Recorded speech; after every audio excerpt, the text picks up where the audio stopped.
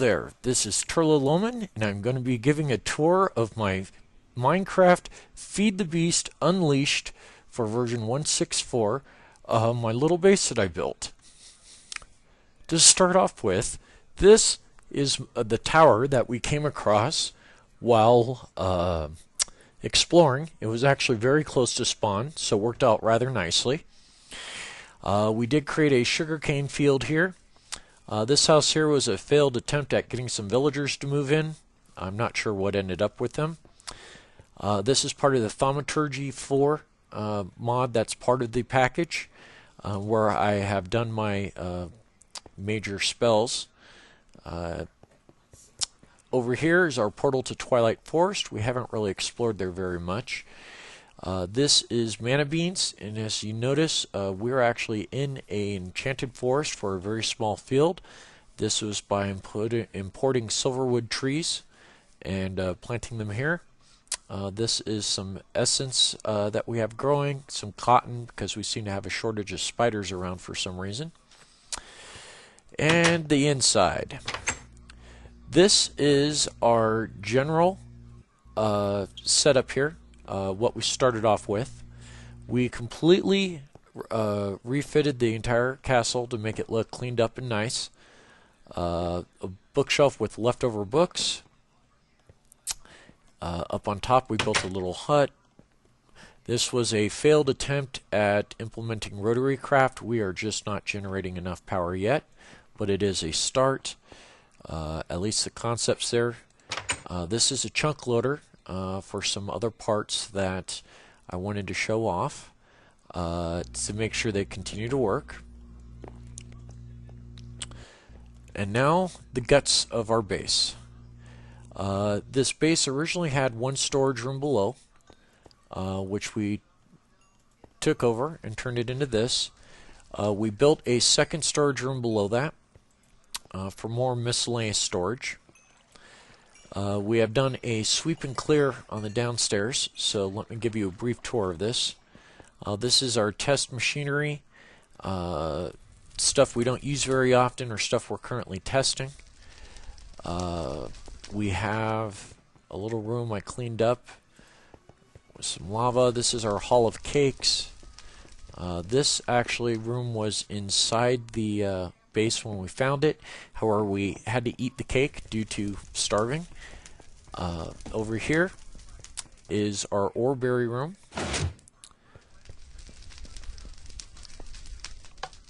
Clicking on the lights turn on.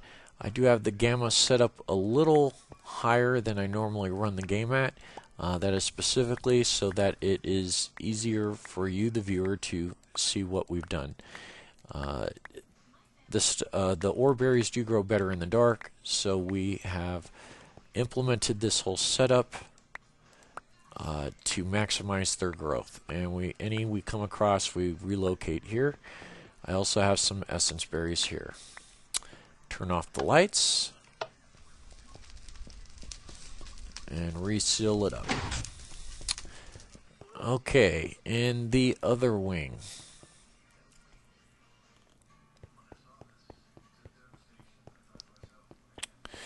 Jukebox, some mines that we start expanding on. This is a coke oven with drainage for the oil up in the ceiling, and then this is a blast furnace. They're not used very often, but they are there. This is our smeltery. Behind the smeltery, we also have an obsidian generator. Might as well clear that out. This is a igneous extruder making cobblestone that goes to a magma crucible that turns into lava. And the igneous extruder is also connected to an aquifer. That gives us an unlimited supply of lava, which we do have a pipe going underneath the floor to keep our smeltery running at full lava capacity for one tank.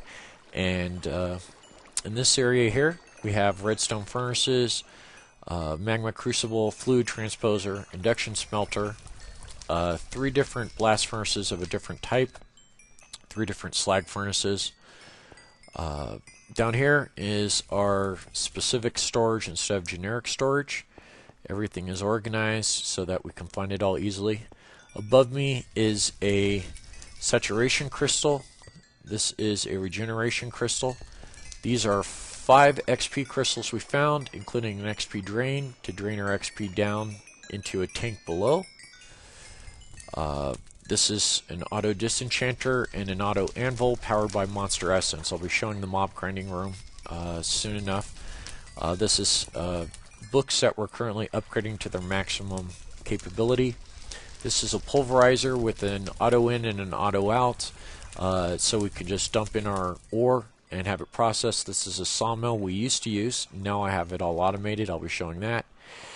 This is our main power plant, a high pressure boiler tank that is at maximum power, being powered by an automated tree farm that is populating this. We are producing significantly more wood than we were expecting, and we have not run out. In fact, we have the wood powering several devices in the building because it was much more successful than I expected. This powers everything, is the main reason why we have the chunk loader, so we can keep everything powered up. Now let's go down another level. This sub-level here, we actually built this up. It used to be just a very long stairway down. I expanded out this room. This is all for Thaumcraft. We got an alchemical furnace set up with pipes.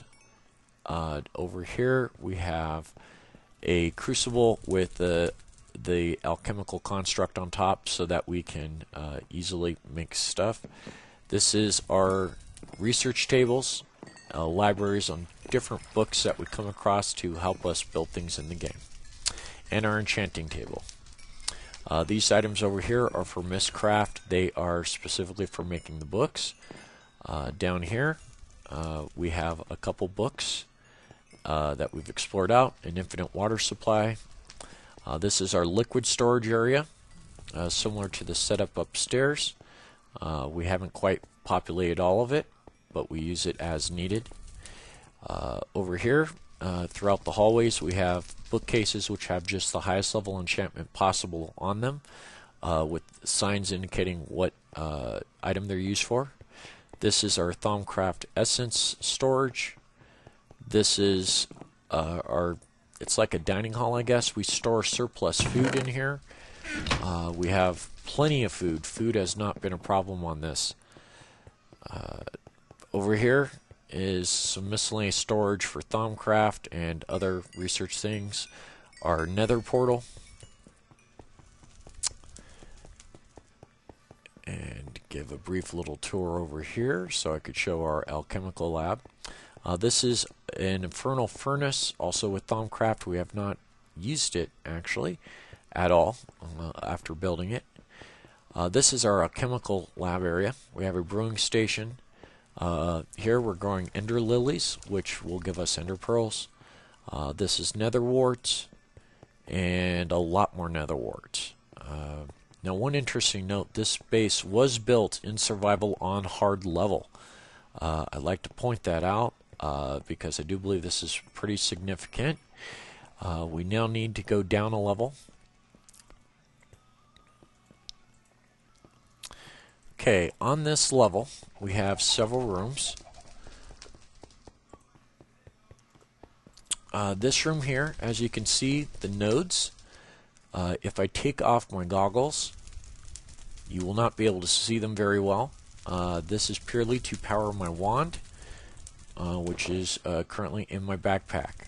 And since it's not full power, I'm going to go ahead and energize it. As you see, I absolutely love what they did with Thaumcraft. It's fully charged now. I currently have the displacer focus on this, and you'll see why in a second. This room here is used for obtaining taint in Thaumcraft. We overflow the cauldron, tainted blobs spawn and fill up the room. We kill them and then go downstairs to collect. I love playing with my redstone.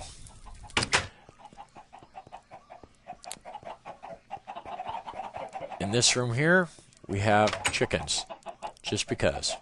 A whole lot of chickens. No real purpose, I just like having them around. Now this room is one of my favorites. This is a access panel to the back areas, but this is my mob grinder. We have quite a few mobs that spawn. If you notice, look at all the things back there. These were all obtained legit using the wand from Thaumcraft to teleport the mob spawners into this secured area. If we need to open it to put in another one, we turn on the lights, let everything die off of what's currently there, and then I can open the door over here. So just waiting for this last guy to die off. He's now died off. This opens the door, which slides open the glass. I then close it after zapping the wand over. Turn off the lights so that stuff starts spawning faster. The items go in this chest. Monster goo goes here, and item drops come over here, which we could then go through and process our own time. Over here are some more spawners. We have Endermen, Creepers, and Blazes. I consider this one very dangerous, especially since we only have normal glass here, but it's a start. There's nothing really to show in the lower levels. We haven't quite finished those up yet, but this place does go down for 2 more levels and did come pre-generated. All we've done is just clean it up, replace all the broken bricks with cleaned up bricks, and done that. Now there's one last thing I'd like to show, and that is our automated tree farm, which powers this whole thing. It supplies woods to the generators that run the monster grinders, and it any other areas that we have wood in. It sounds like it just started raining, so let me just take a quick swim over to our tree area. As you can see below, the base is a significant portion is underwater. We have different pipes around. I did use the opaque pipes to increase efficiency with supplies because, you know, this is survival. I'm trying to be as efficient as possible. This is our tree farm. And let me empty these out. It does require some maintenance once in a while just to make sure the pipes don't get clogged and it's not overflowing. So basically down here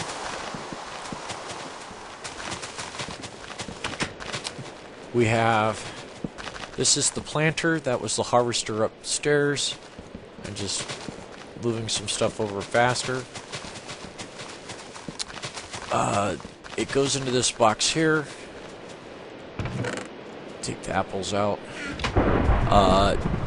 Wood planks go into this sawmill here, which then sends the planks down to those extra chests or buffer lines, just to give us more space to store stuff.